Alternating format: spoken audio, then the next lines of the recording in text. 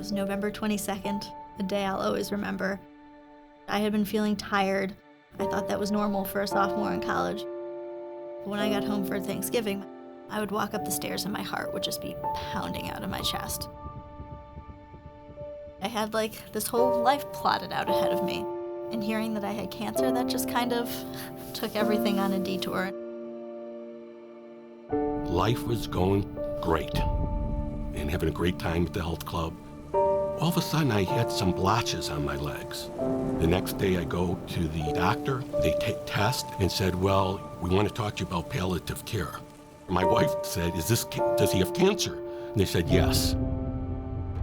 We met with a reproductive endocrinologist, looks at me and is like, well, maybe we should find a sperm donor for you. And that was horrifying to me because I wanted it to be with my partner, not with a random sperm donor. When I Googled my disease, they basically said, you're not going to make it. This was in March, and in June, my daughter was getting married. So I kept my hopes up high. I said I wanted to walk down to my daughter's wedding. I never gave up hope to live, but the weakest point I got was, God, let me disappear. I heard that there's some new drug that was out, that there's a chance for me to survive. It took me from despair to having some hope. When you have hope, you physically feel better too. The hope was the cancer research.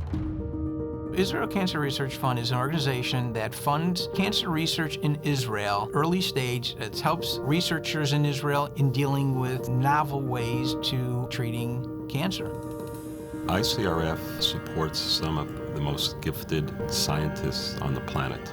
They are innovative, they're capable of making do with less to accomplish a great deal more. The idea here is to make sure that there's no brain drain and that we are leveraging the incredible talent that is there to try and focus on solutions to cancer.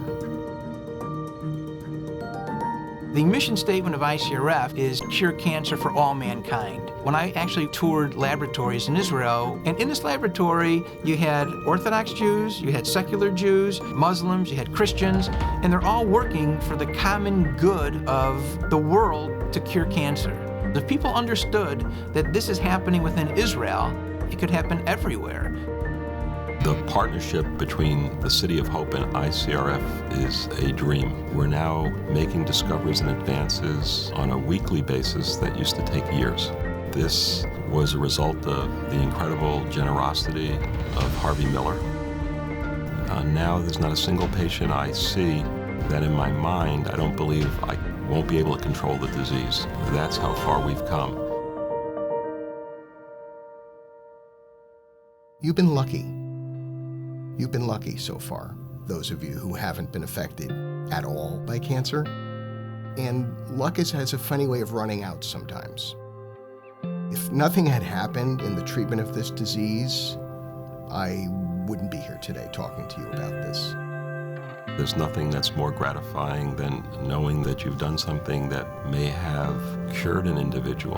That, without question, is the most rewarding experience there is. So, how do you thank somebody for giving you life?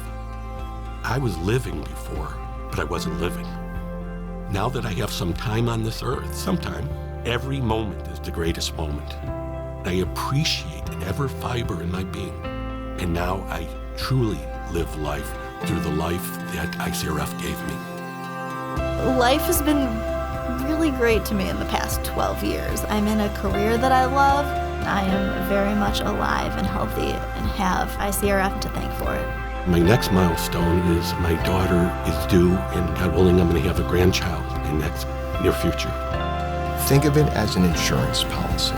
And when you or someone you do care about is diagnosed with cancer, you're going to benefit from all of the research that other people have helped to support. And maybe you should think about helping to support it too. If it wasn't for people donating money to cancer research funding, I wouldn't be here. So now when I give charity, I give with my heart and my soul.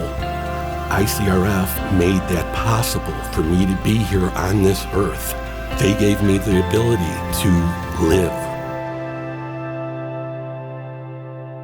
So thank you for my grandchild, and thank you for letting me be here.